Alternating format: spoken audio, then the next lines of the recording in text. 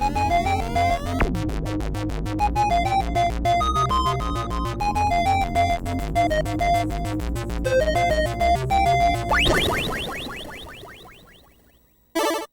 one and all, to Squirrels and Robots, episode 150. That's an important number, because it's halfway to 200 and halfway after 100. It's like we mathed the middle. What? Yeah. But more importantly, we got anime problems, mate. Anime is a real problem. No, listen, you know how Crunchyroll bought Funimation?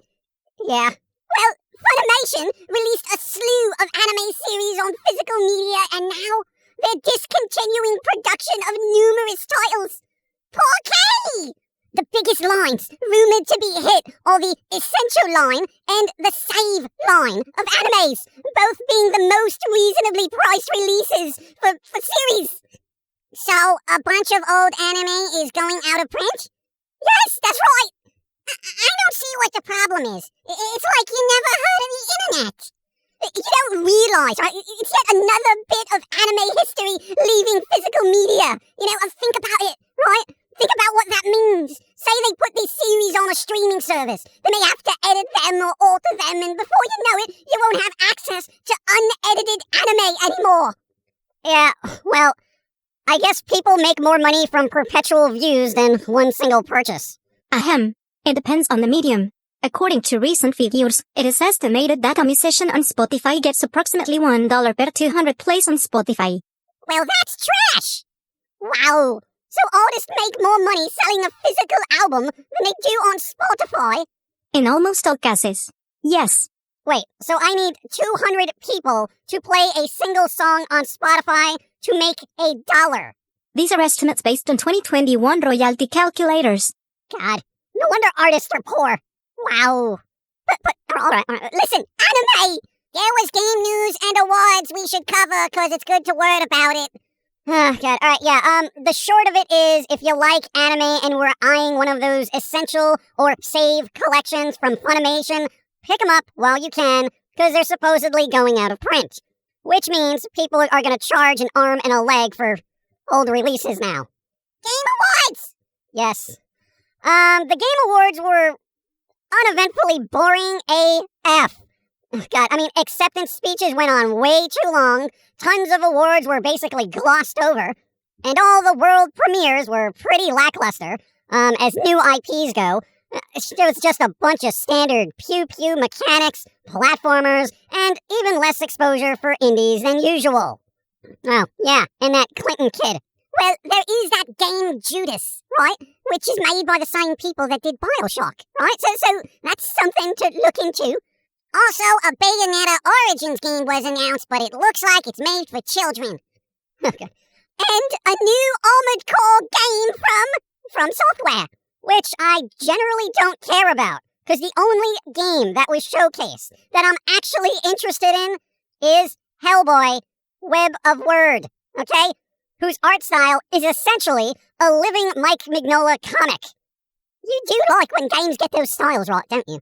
Like that Dragon Ball Z game that looked like you were playing an anime right out of the 90s. Yeah, when it comes to comics, animes, mangas, or whatever, making the jump to games, it's kind of important to me that it doesn't look like crap. And the gameplay isn't trash, but whatever. Other games that were announced, Death Stranding 2, for those who think that needs to be a thing, Hades 2, and a somewhat unique-looking puzzler called Viewfinder. Looks like trippy fun. Other than that, yo, I am not going to waste everyone's time retreading samey game mechanics for new games I don't care about. Some BS Fortnite crap is happening, crossovers, all that. Speaking of Fortnite, Canada ruled that people can now sue game companies for creating gaming addictions. What? That's right, it happened in Canada recently. Some parent sued to try to sue a company because, their child got unruly when playing Fortnite. They weren't bathing or eating or anything like that. Well, wouldn't a good parent say, bruh, bathe? Well, I'll suppose a good parent would. But apparently, this parent let their child continuously play, without bathing or eating for days, allegedly. So, the parent has to sue a company because they can't parent? Well, they did claim, right, that when they tried to limit their gaming, on the PC and whatnot, that the child became unruly. Like any child would when you ask them to do something they don't want to do? Well, yes. So, essentially, if I took a toy away from a baby and it started crying, can I sue the toy maker now? I would love to do that because I get so angry when somebody takes a cheese crunchy from me. I'll sue you! I'll sue all of you! Okay. Yeah, so I guess in Canada, bad parenting is now grounds to sue someone else for being irresponsible, allegedly.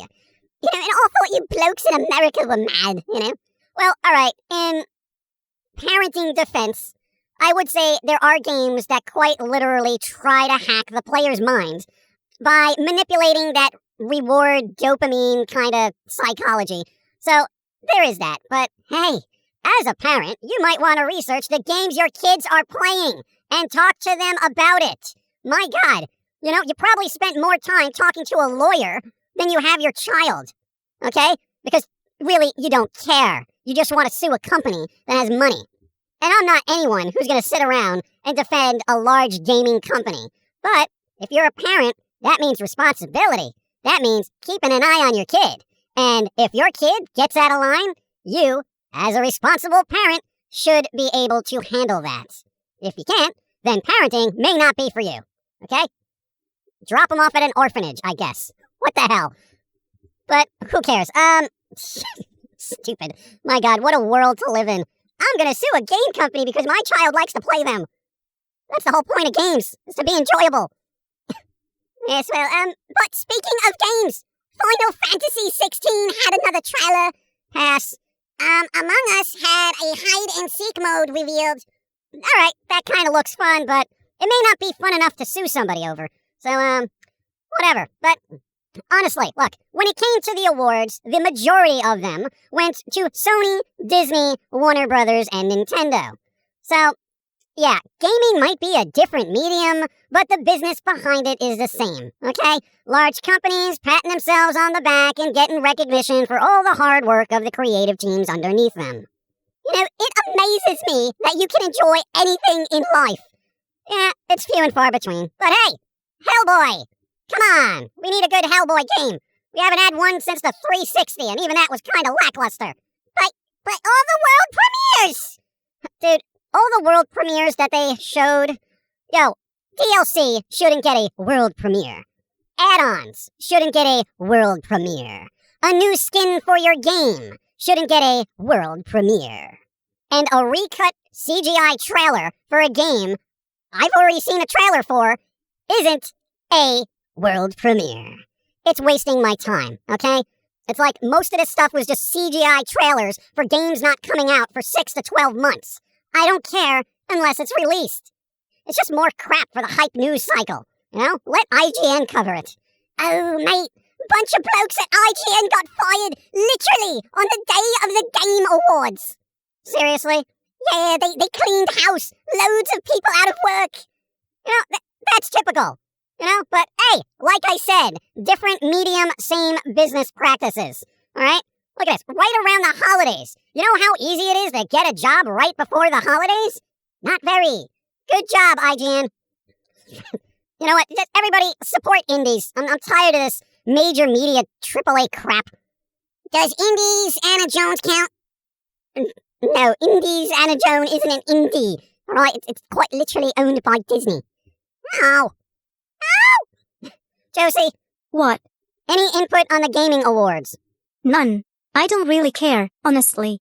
Yeah, well, still that Lollipop Chainsaw remake, is something to look forward to, right? Hellboy, and that American McGee's Alice game that is probably vaporware at this point. And our card game, which we have not touched since we finished the alpha. Yeah, we put that on the back burner, 70 cards are done, we just have to print out a test deck, write out some rules, tweak things a bit, and it's basically done for the most part. Then we just have to learn how to make a game and do that, and then get nominated for a game award, win Game of the Year so we can have some silly child ruin our award acceptance speech by talking about Bill Clinton. Yeah, for those who don't know, some weird little kid, right, he got up on stage, right, when From Software, won the award for Game of the Year for, Elden Ring, and it's this little bloke, he comes up there, just saunters on stage with the rest of the people there, right, and he gets on the mic and thanks Bill Clinton, of all people. Like, how did he just get in there? Yeah, good job, Jeff. Might want to hire security next year. What a joke. Anyway, we're out. Thanks for supporting us through this, our 150th podcast, which we still do not get paid for by any platforms it is available on. I am not sure if that is an accomplishment or just sad. A little bit of both. My tooth, however, is half fixed, for those wondering. Who half fixes a tooth? Well, it was kind of bad, so it had to be fixed in stages. I needed a crown, he did. A crown? That's not in the budget! Stop grinding your teeth! Well, stop stressing me out! You do put a lot of stress vibes up in the office, truth be told. Shut up! Later, everyone. Thanks for helping out, so this one can get a new tooth to grind down to dust. But I do appreciate being able to eat food hotter than a marshmallow, and I thank you all for that. Just get robot teeth made of metal. You have no idea how the physical body works, do you? I know enough to make it die. Wow, like a dork. Hey, I'm fine with that.